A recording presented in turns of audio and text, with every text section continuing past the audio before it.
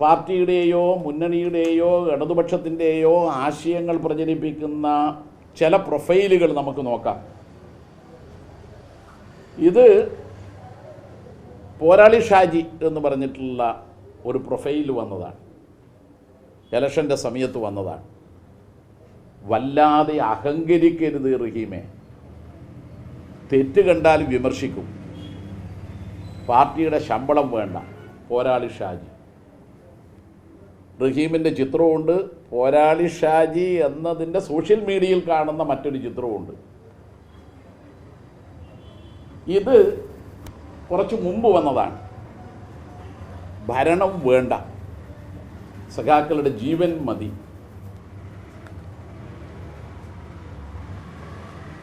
ഇത് മറ്റൊരു പോസ്റ്റാണ്. വടകരയിൽ ഷാഫിക്ക് ഇത്രയും വലിയ ഭൂരിപക്ഷം ഉണ്ടാക്കി കൊടുത്തത് ഈ എരണം കെട്ടവനാണ്.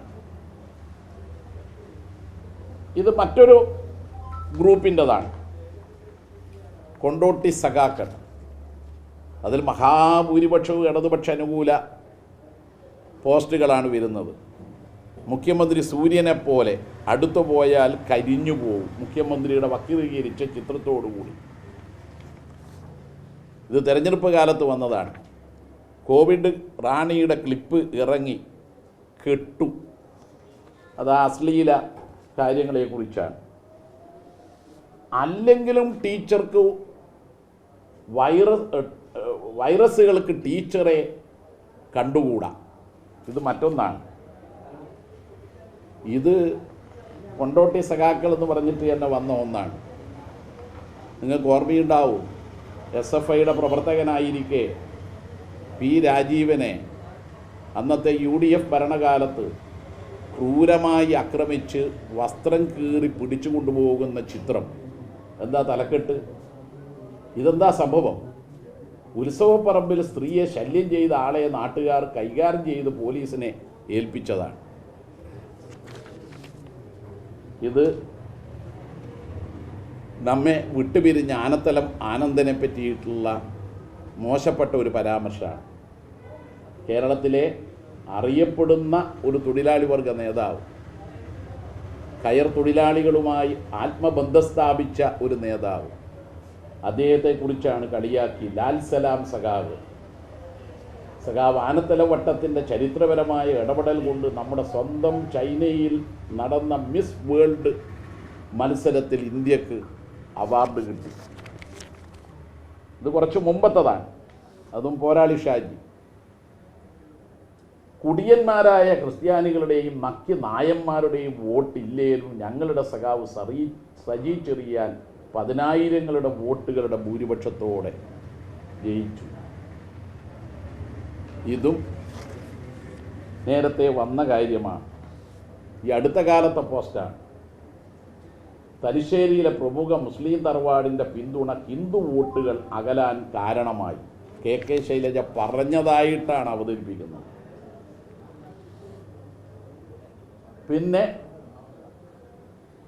ജനങ്ങളെ അണിനിരത്തിയും നിയമപരമായും പ്രതിരോധിക്കാൻ വൈകിയാൽ ഇടതുപക്ഷത്തിന് വൻ വില നൽകേണ്ടി വരും എന്ന് ഭയപ്പെടുത്തുന്ന ഒന്നാണ്.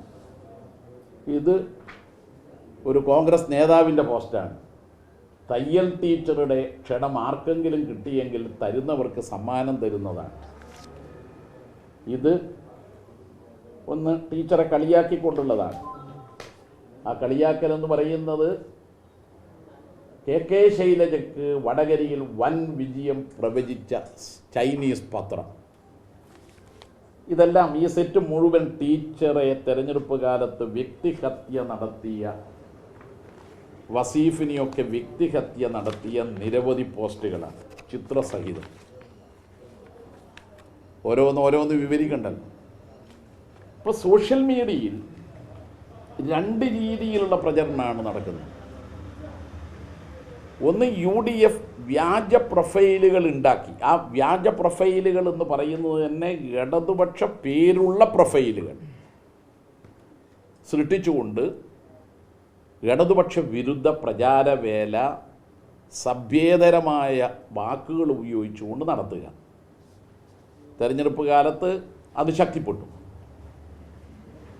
അതിന് നിർദ്ദേശം കോൺഗ്രസ് തന്നെ കൊടുത്തതാണ് ഞാൻ ആദ്യം ഇവിടെ വായിച്ചത്. 2, ഇടതുപക്ഷ പ്രൊഫൈലുകളെന്ന് പറയുന്നതിൽ ചിലരിടുന്ന ചില കമൻറ്റുകൾ, ചില പോസ്റ്റുകൾ ഇടതുപക്ഷത്തിനെതിരായിട്ടുള്ള വിധത്തിലാവുക. അപ്പം നല്ല ജാഗ്രത എല്ലാവരും സോഷ്യൽ മീഡിയയിൽ സ്വീകരിക്കേണ്ടതുണ്ട്. സോഷ്യൽ മീഡിയ വഹിക്കുന്ന പങ്കിനെക്കുറിച്ച് എനിക്ക് അശേഷം സംശയമില്ല. പ്രത്യേകിച്ച് വലതുപക്ഷ മാധ്യമങ്ങൾ, ഏത് ഉടമയുടെ മാധ്യമമാണോ അത്, ദൃശ്യ ശ്രവ്യ മാധ്യമങ്ങൾ, അച്ചടി മാധ്യമങ്ങൾ, അത് ആരുടെ ഉടമസ്ഥതയിലാണോ ആ ഉടമയുടെ വർഗ താല്പര്യം സംരക്ഷിക്കാൻ വേണ്ടിയാണ് ആ മാധ്യമങ്ങളെ ഉപയോഗിക്കുന്നത്. പ്രത്യേകിച്ച് ഇന്ത്യൻ സാഹചര്യത്തിൽ കോർപ്പറേറ്റുകൾ പല മാധ്യമങ്ങളെയും വിലക്കെടുത്ത് കഴിഞ്ഞിട്ടുണ്ട്. അത്തരം ഒരു സാഹചര്യത്തിൽ വലതുപക്ഷ മാധ്യമങ്ങൾ പുരോഗമന പക്ഷത്തിനെതിരാണ്. അങ്ങനെ വരുമ്പോൾ സോഷ്യൽ മീഡിയ അത് കൈകാര്യം ചെയ്യുന്നവർ തന്നെയാണ് അവരുടെ ഉടമകൾ. ആദ്യകാലത്ത് സോഷ്യൽ മീഡിയയിൽ ഇത്തരത്തിലുള്ള അപജയങ്ങൾ സംഭവിച്ചിരുന്നില്ല, തെറ്റുകൾ സംഭവിച്ചിരുന്നില്ല, വ്യാജന്മാരുടെ അരങ്ങേറ്റം അങ്ങനെ ഉണ്ടായിരുന്നില്ല. സോഷ്യൽ മീഡിയ നല്ലതുപോലെ സമൂഹത്തിൽ അനീതിക്കും കൊള്ളരുതായ്മകൾക്കുമെതിരായി പ്രതികരിച്ചിട്ടുണ്ട്. ഇപ്പോഴും ധാരാളം പേർ അങ്ങനെ പ്രതികരിക്കുന്നുമുണ്ട്. ഒരവസരം ഞാൻ പറയാം. മുഖ്യമന്ത്രിയുടെ വാർത്താ സമ്മേളനം മുഖ്യധാരാ മാധ്യമങ്ങളിൽ ചിലത് ബഹിഷ്കരിച്ചു, വാർത്ത കൊടുക്കാണ്ടായി. അതോടൊപ്പം ചിലരത് വളച്ചൊടിച്ചു കൊടുക്കാൻ തുടങ്ങി, ചിലർ ഭാഗികമായി കൊടുക്കാൻ തുടങ്ങി. അത്തരമൊരു ഘട്ടത്തിൽ സോഷ്യൽ മീഡിയ കടന്നലുകൾ പോലെ പ്രതിരോധം തീർത്ത് മുഖ്യമന്ത്രിയുടെ വാർത്താ സമ്മേളനം ഉൾപ്പെടെയുള്ള കാര്യങ്ങൾ ജനങ്ങളിൽ എത്തിക്കുന്നതിൽ മുഖ്യ പങ്കുവഹിച്ചു. അപ്പോൾ സോഷ്യൽ മീഡിയയുടെ മഹത്തായ സംഭാവന അത്തരത്തിൽ നമുക്ക് കാണാൻ കഴിയും. എന്നാൽ ഇപ്പോൾ സോഷ്യൽ മീഡിയയിൽ പണമിറങ്ങാൻ തുടങ്ങി. സമ്പന്നന്മാർ സോഷ്യൽ മീഡിയ ഗ്രൂപ്പുകൾ പിടിക്കാൻ തുടങ്ങി. കോർപ്പറേറ്റുകൾ തന്നെ സോഷ്യൽ മീഡിയയെ നയിക്കാൻ തുടങ്ങി. അക്കൂട്ടത്തിൽ വലതുപക്ഷ രാഷ്ട്രീയക്കാർ, പ്രത്യേകിച്ച് കോൺഗ്രസ്സുകാർ, ഇടതുപക്ഷ ഗ്രൂപ്പുകളിൽ നുഴഞ്ഞു കയറിയും വ്യാജ പ്രൊഫൈലുകൾ ഇടതുപക്ഷ പേരിൽ ഉണ്ടാക്കിയും നടത്തുന്ന നീക്കങ്ങളെക്കുറിച്ചാണ് ജാഗ്രതയോടുകൂടി സോഷ്യൽ മീഡിയയെ സമീപിക്കണം എന്ന് ഞാൻ പറഞ്ഞത്. അത് ഒരു ചാനലിലാണ് ആദ്യമായിട്ട് മറിച്ചൊരു വാർത്തയായിട്ട് അവതരിപ്പിച്ചത്.